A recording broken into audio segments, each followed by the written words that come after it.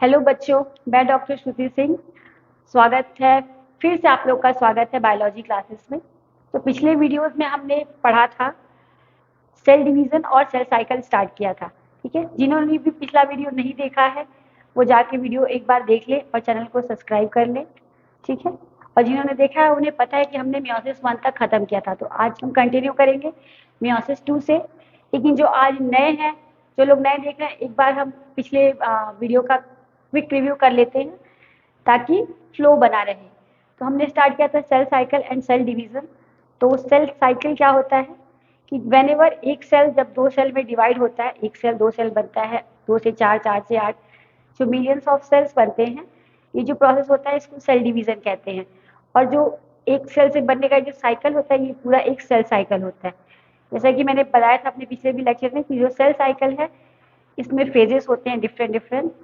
तो वो एक होता है G2 phase, then S phase, then G1 phase, then M phase.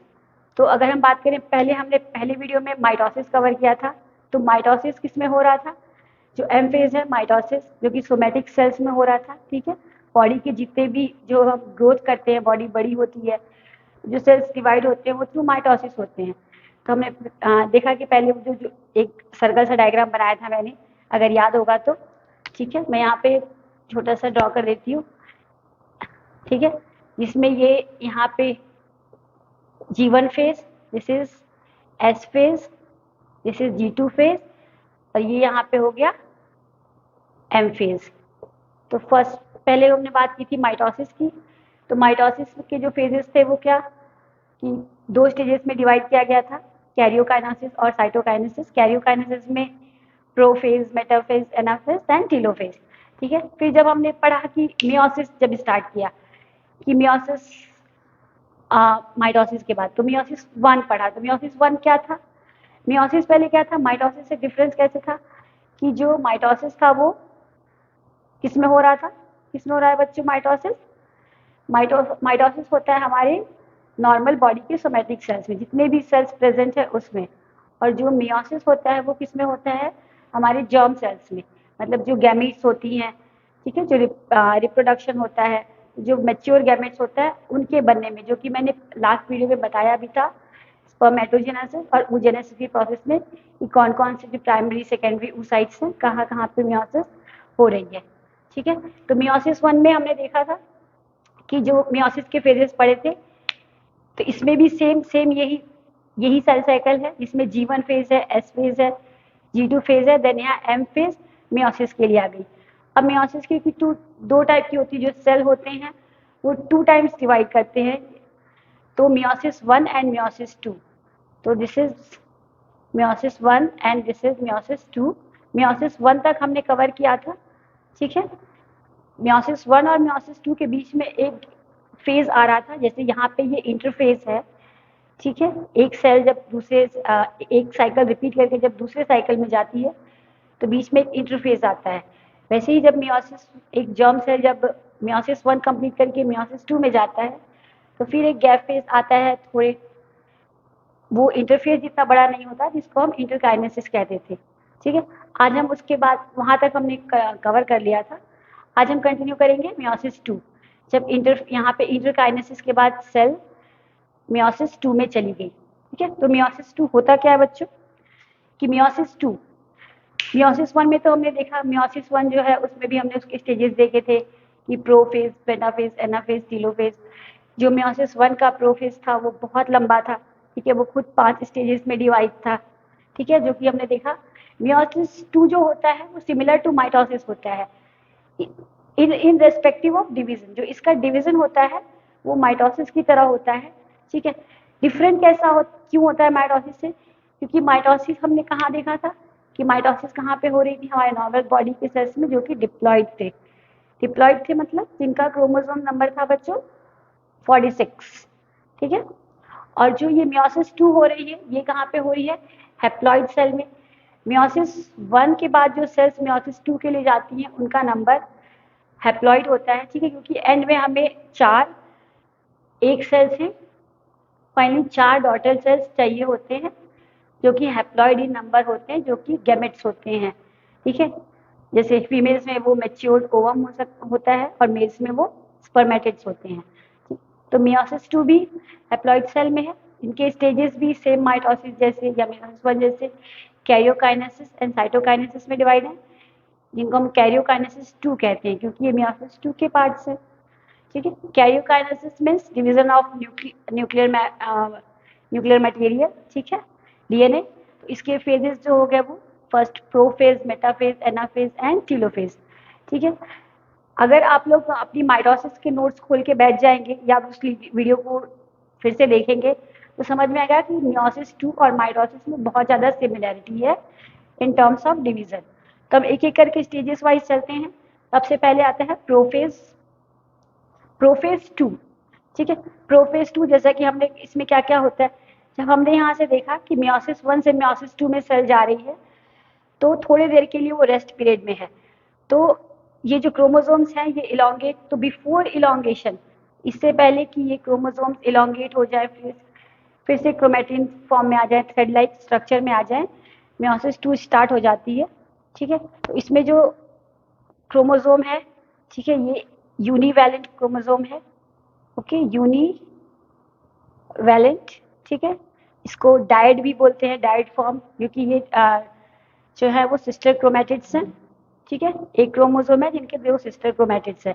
ये हमने यहाँ पे मैंने ग्रीन बनाया है क्योंकि हमने लास्ट मियोसिस 1 में पढ़ा था कि जो क्रॉसिंग ओवर हुआ था उसकी वजह से जो एक्सचेंज ऑफ जेनेटिक मटेरियल हुआ था between homologous pair of non sister chromatids में, तो ये यहाँ पे रहेगा, सेम सेल क्योंकि जा रही है।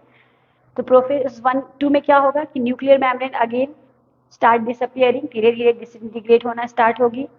सेंट्रियोल्स जो हैं वो डुप्लीकेट तो एस फेज में ही हो जाते हैं, ये भी मूविंग अपोजिट पोल्स की तरफ जाना स्टार्ट करेंगे और ये सारे चेंजेस धीरे धीरे प्रोफेज में होंगे।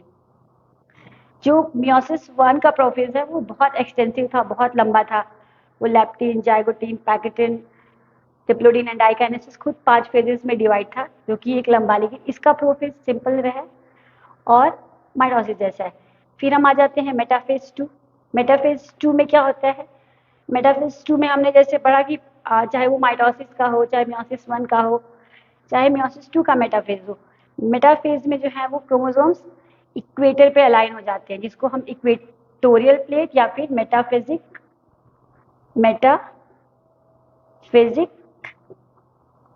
प्लेट कहते हैं। ठीक है, यहाँ पे जो स्पिंडल फाइबर्स है, जो यहाँ सेंट्रियोल से जो स्पिंडल फाइबर, ये इनके काइनेटोकोर्स से अटैच हो जाएगा। काइनेटोकोर्स जो कि मैंने बताया था कि एक डिस्क शेप स्ट्रक्चर होता है। ठीक है, ये सेंटर पे अलाइन हो जाएंगे बिल्कुल। ठीक, देन ये ऑपोजिट एक फोर्स काम करेगा, दोनों जो ये स्पिंडल फाइबर्स हैं, ये जो सेंट्रोमेयर है, सेंट्रोमेयर को बीच से यहाँ से स्प्लिट करने की कोशिश करेंगे। मियोसिस 1 में क्या हुआ था कि यहाँ पे जो पेयर ऑफ होमोलोगस क्रोमोसोम थे वो अलग होंगे, लेकिन इसमें क्या होगा, इसमें यहाँ पे सेंट्रोमेयर डिवाइड होगा। ठीक है, तो ये डिफरेंस एक मेजर डिफरेंस हो गया मियोसिस 1 और 2 के बीच में, कि उसमें सेंट्रोमेयर डिवाइड नहीं हो रहा था, स्प्लिट नहीं हो रहा था, होमोलोगस पेयर ऑफ क्रोमोसोम्स जो 2 थे वो अलग अलग पोल्स पे जा रहे थे। लेकिन यहाँ पे माइटोसिस जैसा ये सेंट्रोमेयर जो है ये बीच से स्प्लिट होगा और ये अलग अलग पोल्स की तरफ पुल होगा, जो कि हम देखेंगे फिर एनाफेज में।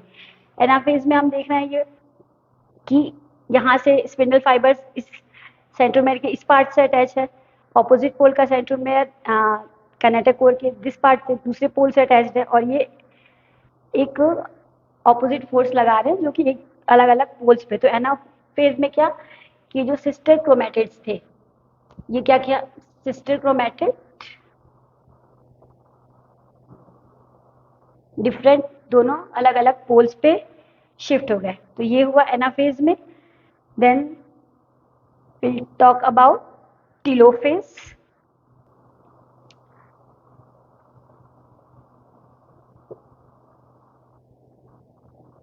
सो टीलोफेज 2 देखा, एनाफेज में 2 ऑपोजिट पोल्स में चले गए थे, सिस्टर क्रोमेटिड्स हैं।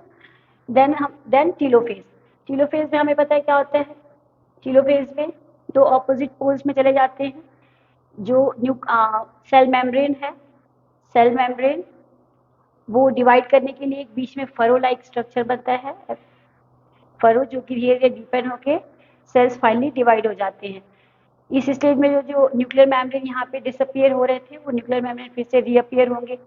न्यूक्लियर मेम्ब्रेन रीअपियर होंगे तो साथ में मैंने बताया था बच्चों कि साथ में गोल्गी बॉडीज, अदर जो ऑर्गेनल्स हैं, Golgi body, endoplasmic reticulum, cytoplasm, ये सब फिर से रीअपियर होने लगेगा और ये ट्रू हैप्लॉइड डॉटर सेल्स को फाइनली बना लेंगे। इस प्रोसेस को यहाँ पे डिवीजन को हम क्या कहते हैं? साइटोकाइनेसिस।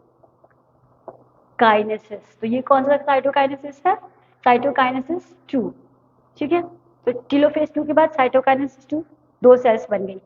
हमने तो देखा है यहाँ, लेकिन हमें तो पता है कि 4 सेल्स बननी थी, यहाँ पे तो 2 बनी, क्योंकि हमने यहाँ जो डायग्राम बनाया है मैंने, वो एक सेल के रिस्पेक्ट में बनाया है। और हमने जब यहाँ पे देखा था इस डायग्राम से कि ये मियोसिस 1 के बाद, जहाँ पे मियोसिस 1 खत्म हो रहा था, उसके बाद 2 सेल्स बनी, फिर वो मियोसिस 2 के लिए गई। तो मियोसिस सेल्स मैंने एक का डायग्राम बनाया, तो ये 2 सेल्स जाती है, तो 1 से 2 बना, 2 से कितने बनेंगे? 4 हैप्लॉइड सेल्स फाइनली बनेंगे, जिसका कॉम्पोजिशन NCN मीन्स क्रोमोसोम जो नंबर है वो 23 रहेगा और DNA जो है वो नॉन डुप्लीकेटेड फॉर्म में रहेगा, सिंगल सिंगल स्ट्रक्चर में। तो ऐसे करके हमें 4 हैप्लॉइड सेल्स मिल गए finally at the end of meiosis, ठीक है। तो ये हो गया हमारा पूरा सेल डिवीजन का प्रोसेस, यहाँ पे माइटोसिस से लेके मियोसिस तक खत्म। So let's now talk about significance of meiosis. Significance of meiosis means meiosis क्यों होना जरूरी है बच्चों? जैसे कि माइटोसिस हमने देखा था कि माइटोसिस क्यों होना चाहिए, ताकि हमारी बॉडी में ग्रोथ हो सके, 1 सेल से 2 सेल, 2 सेल से 4, 4 से 8 बनते, तो छोटी सी बॉडी सिंगल ऑर्गेनिज्म भी है जो वो बड़ा ऑर्गेनिज्म में ट्रांसफॉर्म हो जाता है, क्योंकि ये सेल डिवाइड हो के एक पूरा ऑर्गेनिज्म बना लेते हैं। तो माइटोसिस इसलिए हमने सिग्निफिकेंस में देखा था। मियोसिस का सिग्निफिकेंस क्या है? मियोसिस क्यों होता है, क्यों जरूरी है हमारी बॉडी में होना? सबसे फर्स्ट पॉइंट कि गैमेट फॉर्मेशन, ठीक है, गैमेट फॉर्मेशन, मैंने बताया कि जो मैच्योर गैमेट्स बनते हैं मेल में और फीमेल में, वो थ्रू मियोसिस बनते हैं, ठीक है, जो प्रीमेच्योर जर्म सेल से अराइज होते हैं। तो पहला हो गया gamete formation. Then the second one is variability. So because of meiosis, so meiosis में processes synapses का और crossing over जो genetic material exchange होते हैं, इससे variations आता है कि हम अपने पेरेंट्स जैसे, कुछ अपने पेरेंट्स जैसे दिखते हैं, कुछ अपने पेरेंट्स जैसे नहीं दिखते, हूबहू हम अपने पेरेंट्स जैसे नहीं दिखते। हमने बहुत सारी फिल्मों में देखा है कि जो बेटा है वो हालांकि होता भी है वो कई सारे केसेस में, ठीक है, लेकिन हूबहू कोई अपने पेरेंट्स जैसा दिखे। जैसे फॉर एग्जाम्पल हमने बाहुबली मूवी में देखा था कि वो बाहुबली का बेटा जो वो हूबहू बाहुबली कॉपी था, वैसा नहीं होता, वेरिएशंस होते हैं। कुछ हम अपने पेरेंट्स जैसे दिखते हैं, कुछ उनसे अलग दिखते हैं, कुछ हरकतें, कुछ आदतें हमारी, कुछ फीचर्स हमारे पैटर्नल साइड अपने पापा से मिलते हैं, कुछ अपने मम्मी से मिलते हैं, लेकिन कुछ कुछ डिफरेंस भी होता है, ये बिकॉज ऑफ मियोसिस होता है। And the third point is maintenance of chromosome number, maintenance of chromosome number. हमने देखा था बच्चों कि मियोसिस कहाँ से पे हो रही थी? मियोसिस स्टार्ट डिप्लॉइड सेल में हो रही थी, ठीक है। जो प्राइमरी, मैंने जब स्पर्मेटोजेनेसिस और oogenesis बताया था तो वहाँ पे बताया था कि जो मियोसिस स्टार्ट है वो डिप्लॉइड सेल से हो रही है, जिसकी क्रोमोसोम नंबर 46 है, और फाइनली जो हमको 4 सेल्स मिल रहे हैं उनके क्रोमोसोम्स नंबर क्या है? 23। मतलब 4 सेल्स मिल गए हमको जिसके नंबर 23, 23, 23, 23 है, ठीक है। फीमेल में एक मैच्योर ओवम मिल रहा था, मेल में 4 स्पर्मेटिड्स मिल रहे थे, ठीक है। लेकिन एनसीईआरटी बुक में दिया हुआ है कि मेंटेनेंस ऑफ क्रोमोसोम, लेकिन मेंटेनेंस कहाँ हुआ? यहाँ तो डिप्लॉइड सेल से स्टार्ट हुआ और वो एक हैप्लॉइड में चेंज हो गया, तो मेंटेन तो नहीं हुआ, तो चेंज हो गया, ठीक है। तो इसको एक टर्म लिखा हुआ है पैराडॉक्स, पैराडॉक्स ऑफ मियोसिस कहते हैं। मीन्स ये कॉन्ट्राडिक्टरी है, ये अभी तक क्लियर नहीं है, डिफाइन नहीं है, ऐसा बुक में भी लिखा हुआ है, ठीक है, क्योंकि हम अपने बेस बुक एनसीईआरटी को लेके चल रहे हैं, तो उसमें ऐसा दिया हुआ है, इसलिए मैंने ये पॉइंट भी क्लियर कर दिया। ये कॉन्ट्राडिक्टरी पॉइंट है कि यहाँ पे ये कह रहे हैं कि मियोसिस में मेंटेनेंस ऑफ क्रोमोसोम नंबर हो रहा है, लेकिन यहाँ तो हम देख रहे हैं कि मेंटेन नहीं हो रहा है, चेंज हो जा रहा है, तो इसलिए ये पैराडॉक्सिक कॉन्ट्राडिक्टरी लाइन है, ऐसा एनसीईआरटी में दिया हुआ है। तो हो सकता है इस पे क्वेश्चन आता हो अलग से कि what is the paradox of meiosis, तो उसमें उसका आंसर क्या होगा कि maintenance of chromosome number. Okay, then ठीक है, तो ये तीनों हो गए हमारे सिग्निफिकेंस ऑफ मियोसिस। देन हम देखेंगे एक और अमाइटोसिस।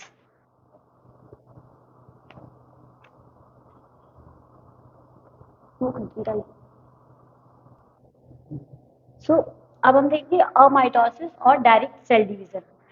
ये टर्म है अमाइटोसिस, नॉट माइटोसिस। एमाइटोसिस मतलब very simple form of cell division, जिसको हम लोग डायरेक्ट सेल डिवीजन भी कहते हैं। ये कहाँ पे होता है? ये बैक्टीरियाज में होता है, जो प्रोकैरियोट्स, क्योंकि अभी तक हमने जो पढ़ा है सेल साइकिल, सेल डिवीजन, वो किसके रेस्पेक्ट में बात करी है? यूकैरियोटिक सेल के रेस्पेक्ट में बात करी है। जो भी माइटोसिस जो हमारे सोमेटिक सेल्स में हो रहा है या मियोसिस हो रहा है जर्म सेल्स में, वो सब हमने बात की है एक यूकैरियोटिक सेल। लेकिन प्रोकैरियोट्स में भी तो डिवीजन होता है, ये भी तो डिवाइड करते हैं, अपनी कॉलोनीज बनाते हैं और बहुत फास्ट मल्टीप्लाई करते हैं जो बैक्टीरिया होते हैं। जो प्रोकैरियोटिक सेल होता है, जो प्रोकैरियोटिक, ठीक है, बैक्टीरिया का एग्जाम्पल ले लेते हैं इसमें हम। बैक्टीरिया में इसमें क्या होता है कि जो इनका सेल मेम्ब्रेन है, जो न्यूक्लियर मटेरियल है वो नेकेड होता है, सेल मेम्ब्रेन के अंदर स्कैटर्ड होता है, ठीक है, न्यूक्लियोलस नहीं होता, कोई हमने पढ़ा था कि न्यूक्लियोलस नहीं होता, कोई सेल ऑर्गेनेल नहीं होता, एंडोप्लाज्मिक रेटिकुलम, माइटोकॉन्ड्रिया, कुछ भी मेम्ब्रेन बाउंड ऑर्गेनेल्स नहीं होते। तो ये जेनेटिक मटेरियल है। जेनेटिक मटेरियल में क्या क्या आ गया? डीएनए, आरएनए, ठीक है, हमने पढ़ा था कि राइबोसोम्स भी इसमें 70s यूनिट का होता है, ठीक है। तो ये जस्ट डायरेक्टली डिवाइड करते हैं कि डायरेक्टली अपने सेल मेम्ब्रेन को स्प्लिट किए, और यहाँ पे होता है डीएनए का डुप्लीकेशन। डीएनए का डुप्लीकेशन होता है तो जरूर, क्योंकि बिना डीएनए डुप्लीकेट किए दो सेल में जाएगा कैसे, तो डीएनए का डुप्लीकेशन होता है just prior to division. Division होने से पहले जो ये स्टेप है, यहाँ पे डीएनए डुप्लीकेशन होता है, ठीक है, क्योंकि कभी कभी ये क्वेश्चन पूछा गया है एग्जाम में कि जो बैक्टीरिया है उसमें जो डीएनए का डुप्लीकेशन है क्या वो एस फेज में होता है? तो इसका आंसर होगा कि नहीं, एस फेज में नहीं होता, वो सिर्फ यूकैरियोटिक सेल में होता है। बैक्टीरिया में क्या, वो जस्ट प्रायर टू डिवीजन होता है कि डिवीजन होना है सेल का, इससे पहले डीएनए डुप्लीकेट हुआ और फाइनली यहाँ पे 2 सेल्स अराइज हो गए, देन ये ऐसी डायरेक्टली डिवाइड होके अलग अलग कॉलोनीज बना लेते हैं। तो यहाँ पे हमने पढ़ा कि बैक्टीरिया में भी क्या होता है। सो बच्चों, अभी तक हमने सेल साइकिल और सेल डिवीजन का कंप्लीट लेक्चर खत्म कर लिया है, ठीक है, ठीक है, 2-3 पार्ट्स में, ठीक है, जिसमें सारा अबाउट माइटोसिस, मियोसिस सब कुछ पढ़ लिया है। तो सारा कॉन्सेप्ट क्लियर है, जाके वीडियो जरूर देखना, ठीक है, पिछले वीडियोस में भी, आज का वीडियो भी, और सब्सक्राइब जरूर करना, ठीक है। तो उसके बाद कोई भी डाउट आएगा तो कमेंट सेक्शन में कमेंट भी करना, ठीक है। लेकिन हम अब देखेंगे कुछ प्रीवियस ईयर के क्वेश्चंस जो कि आए हुए हैं इस चैप्टर से, ठीक है। सो ये रिसेंट से हम स्टार्ट करेंगे, ठीक है। ये जो क्वेश्चन है ये 2022 में ही आया हुआ है नीट में। The appearance of recombination nodules on homologous chromosome during meiosis, ठीक है। जो होमोलोगस क्रोमोसोम पे रिकॉम्बिनेंट नॉड्यूल्स बनते हैं वो कौन सी स्टेज में बनते हैं, ठीक है। तो इसका ऑप्शन है दिया हुआ है, bivalent site at which crossing over occur, terminalisation and synaptonemal complex. तो इसका क्या आंसर होगा? Site at which crossing over occur, ठीक है। The next question is, which of the following stages of meiosis involve division of centromere, ठीक है। Division of centromere किसमें होता है? जो सेंट्रोमेयर का डिवीजन है, हमको पता है कि सेंट्रोमेयर का डिवीजन एनाफेज में ही होगा, ठीक है, और एनाफेज 1 में नहीं होगा। एनाफेज 1 में हमने देखा था कि होमोलोगस पेयर दूर जा रहे थे, तो होमोलोगस एनाफेज 2 में होगा, ओके। देन तो anaphase 2। Then the third question is the centriole undergo duplication during. Centriole जो है डुप्लीकेट कब करता है, तो हमने ये भी देखा था, पढ़ा हुआ है कि सेंट्रियोल और डीएनए दोनों ही डुप्लीकेट करते हैं कौन से फेज में, एस फेज में। ठीक है, ओके बच्चों। तो the next question is which stage of meiotic prophase so terminalisation of chiasma and its distinctive feature. मतलब कौन से स्टेज ऑफ मियोसिस में जो कियाज्मा है उसका टर्मिनेट होता है वो। तो ठीक है, तो इसका आंसर क्या होगा, इसका आंसर होगा जैसा कि मैंने बताया है डाइकाइनेसिस। डाइकाइनेसिस जो है वो लास्ट फेज होता है मियोसिस का। ठीक है, मियोसिस 1 का। और इसमें जो है होमोलोगस क्रोमोसोम जो है वो सेपरेट तो होते हैं, पूरे नहीं होते, कियाज्मा से जुड़े रहते हैं, जिसका अभी वो एंड होता रहता है। तो इसका आंसर होगा diakinesis. Then the next question is attachment of spindle fiber to the kinetochores of chromosome becomes evident in। ये स्पिंडल फाइबर्स का जो काइनेटोकोर्स का अटैचमेंट है क्रोमोसोम से वो एविडेंट कौन से फेज में होता है। तो मैंने कितनी बार बताया है, जो एविडेंट होता है वो कौन से फेज में होता है, किस फेज में आके वो प्रॉपरली जुड़ जाता है जिसमें इक्वेटर से लाइन करता है, वो हमको एग्जैक्ट देखने को मिलता है मेटाफेज में। ठीक है, the next question is in mitotic cycle ठीक the correct sequence of phases. Correct sequence वही तो आप कितनी बार बताया है वो साइकिल बना के, वो सर्कल बना के कि that is first G1 S G2 then M, so this is correct। okay, then the next one is during meiosis 1 in which the stage the synapsis takes place। synapsis कौन से stage में होता है, okay बच्चों। तो synapses होगा zygotene stage में। ठीक है, जाइगोटीन जो है वो सेकेंड स्टेज ऑफ प्रोफेज 1 का सेकेंड स्टेज है। इसमें पेयरिंग होती है। ठीक है, उस पेयरिंग में जो पेयरिंग को सिनेप्सिस कहते हैं, तो ये कौन से स्टेज में होती है, जाइगोटीन स्टेज में। तो बच्चों देखा आपने क्वेश्चंस कैसे हैं, कुछ भी चीजें रटने की जरूरत नहीं है, कॉन्सेप्ट क्लियर करना है, कॉन्सेप्ट समझना है, एक कहानी जैसे समझना है कि किसके बाद क्या हो रहा है, किस फेज में क्या हो रहा है। तो ये ऑटोमेटिकली सारे क्वेश्चंस बहुत ईजी हैं और ये सारे पूछे गए सवाल हैं पिछले कुछ सालों में।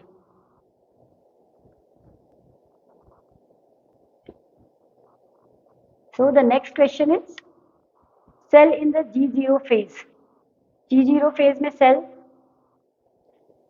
option is enters the cell cycle, दूसरा suspend the cell cycle, terminate the cell cycle, exit the cell cycle। तो क्या होगा G0 phase में, मैंने बताया था सेल क्या करता है, exit the cell cycle, cell cycle से बाहर निकल जाता है और डिफरेंशिएशन मैचुरेशन करके। ठीक है, तो क्या होगा इसका answer, exit the cell cycle। The next one is stage at which separation of paired homologous chromosome begins at। separation of paired homologous chromosome, ठीक है, जो कि प्रोफेज 1 में हो रहा था। इसके 5 अपने स्टेजेस थे। तो उसमें पहले पेयर्ड 2 होमोलोगस क्रोमोसोम का पेयरिंग हो रही थी, सिनेप्टोनिमल कॉम्प्लेक्स बन रहा था। The question what is asking me कि सेपरेशन ऑफ पेयर्ड होमोलोगस, जो पेयर्ड होमोलोगस क्रोमोसोम थे इनका सेपरेशन किस स्टेज में स्टार्ट हुआ। तो डेट इज डिप्लोटिन स्टेज में स्टार्ट होता है, जहाँ पे सिनेप्टोनिमल जो कॉम्प्लेक्स है उसका ब्रेकडाउन होता है और ये स्टार्ट होता है सेपरेशन। ठीक है, then going to the next question, CO is crossing over. Crossing over takes place between which chromatid and which stage of cell. ठीक है, तो ये क्वेश्चन से क्या समझ में आ रहा है बच्चों कि हम कौन से फेज की बात कर रहे हैं, क्रॉसिंग ओवर, ठीक है, chromatids, which stage of cell cycle, prophase 1 की बात कर रहे हैं। ठीक है, अभी इसमें जो इसके ऑप्शंस है वो कितना कंफ्यूजिंग दिया हुआ है कि ये आप अगर रटोगे तो आज रटोगे, कल तो पक्का भूल जाओगे, क्योंकि non sister chromatids of non homologous chromosome at zygotene stage, non sister chromatid of homologous chromosome at pachytene stage. तो इसमें एक ही जैसे ऑप्शन दिए हैं, non sister chromatids of homologous chromosome at zygotene stage, ठीक है, non sister chromatids of non homologous chromosome at pachytene stage. इतना कंफ्यूजिंग सा इसका ऑप्शन दिया हुआ है। जब तक आपका क्लियर कॉन्सेप्ट नहीं होगा तो इस टाइप के क्वेश्चन आप याद नहीं रख सकते, रट के तो बिल्कुल भी नहीं रख सकते। इसका क्या होगा, दिस वन की जो क्रॉसिंग ओवर होता है वो किसके बीच होता है, एक तो वो नॉन सिस्टर क्रोमैटिड्स के बीच में होता है, जो दो होमोलोगस पेयर थे, जो ये एक पेयर थे, ये दूसरा पेयर था, इनके जो अलग अलग थे नॉन सिस्टर्स के बीच में नहीं होगा, नॉन सिस्टर्स के बीच में होगा, ठीक है, और एट पैकेटीन स्टेज पे हो रहा था, ठीक है। तो इसे बहुत कॉन्सेप्ट वाइज डिटेल में समझना है, तो वीडियो देखना इसलिए भी बहुत जरूरी है। So the next question is DNA replication in bacteria. तो डीएनए रेप्लिकेशन इन बैक्टीरिया कहाँ पे होगा, ठीक है। तो option is during S phase, within nucleolus, prior to fission, just before transcription. क्योंकि प्रोकैरियोट्स में तो S phase G phase cell cycle होता ही नहीं है, क्योंकि ऑर्गेनल्स नहीं डेवलप होते, ठीक है। Within nucleolus there is no nucleolus, ठीक है। तो जस्ट प्रायर टू फिजन होता है, जो मैंने अमाइटोसिस या डायरेक्ट बताया था। तो इसका होगा answer just prior to fission, just prior to fission, division से जस्ट पहले होता है, ठीक है। तो ये क्वेश्चन समझ में आ गए, और कैसे क्वेश्चंस के वर्ड्स को, ऑप्शन को घुमा रहा है, कैसे आपको समझना है, पकड़ना है कि व्हाट इज आस्किंग, क्या पूछना चाह रहा है और किस ऑप्शन में मिलेगा, इससे कंफ्यूज नहीं होना है, ठीक है। क्योंकि कई कबार चारों ऑप्शंस क्या हम लोग को एक जैसे लगते हैं, ऐसा लगता है कि चारों भी आंसर हो सकते हैं, ये पॉइंट भी सही है, ये पॉइंट भी सही है, ये भी सही है, लेकिन एक ही आंसर होता है। सो the next question is anaphase promoting complex, that is called APC, is a protein degradation machinery necessary for proper mitosis of animal cell. If APC is defective, following will happen. तो इसमें क्या हो रहा है बच्चों कि एनाफेज जो है, एनाफेज में एपीसी एक प्रॉपर एक मशीनरी है प्रोटीन डिग्रेडेशन की, ठीक है। तो एनाफेज में क्या होता है, तो अगर ये नहीं काम करेगा ठीक से तो क्या होगा। तो सबसे पहले जाने कि एनाफेज में होता क्या है, तो हमने देखा कि एनाफेज में जो क्रोमोसोम्स हैं वो क्या ऑपोजिट पोल पे शिफ्ट हो जाते हैं। तो अगर वो पेयर्ड है तो होमोलोगस एनाटोमी 2 में जा रहे थे, 1 में क्या कि सेंट्रोमेयर डिवाइड हो रहा था, और जो सिंगल यूनिवैलेंट जो क्रोमोसोम्स हैं वो अलग अलग पोल्स पे शिफ्ट हो रहे थे। तो क्या होगा, शिफ्ट नहीं होंगे ऑब्वियसली। तो ऑप्शंस क्या क्या है देखिए, chromosome will not be condensed, जो कि गलत ऑप्शन है। Chromosome will not be fragmented, ये तो होता नहीं। Chromosome will not be segregated, that is true, segregate नहीं होंगे, अलग नहीं हो पाएंगे। So the answer is if APC is defective then chromosome will not be segregate, वो स्पिंडल फाइबर्स को शॉर्टन नहीं होगा तो अपोजिट पोल पे नहीं जाएंगे, ठीक है। So the next question is in which phase DNA synthesis will occur. This question comes so many times, ठीक है। बहुत सिंपल क्वेश्चन है पर ये बहुत बार पूछा गया है, ठीक। तो इन S phase G1 G2 M, तो कितनी बार ही बताया है मैंने, दैट इज एस फेज, ठीक है। Which of the following is not a characteristic feature during mitosis in somatic cell? Which of the following is not a, कौन सा है characteristic feature नहीं है? First is disappearance of nucleolus, chromosome movement, synapses, spindle fiber. तो disappearance of nucleolus होता ही है, chromosome movement भी होता है, spindle भी form होता है, तो क्या हो गया synapses. Mitosis में सिनेप्सिस नहीं होता, सिनेप्सिस मियोसिस में होता है, ठीक है। तो ये कुछ क्वेश्चंस थे, ठीक है, जो कि पिछले नीट में या और एग्जाम्स में आए हुए हैं अलग अलग सालों में, ठीक है। और भी हैं, आप लोग प्रैक्टिस करिए बहुत सारा, ठीक है। पढ़िए इस टॉपिक को, कॉन्सेप्ट क्लियर करिए, याद करने की कोशिश मत करिए क्योंकि बहुत कॉन्सेप्ट बेस्ड चैप्टर है ये, ठीक है। तो वीडियोस देखिए, लाइक कीजिए, सब्सक्राइब कीजिए। थैंक यू फॉर वॉचिंग, और जल्दी मिलते हैं अगले नए टॉपिक के साथ। तो वीडियो को जरूर सब्सक्राइब कर लें।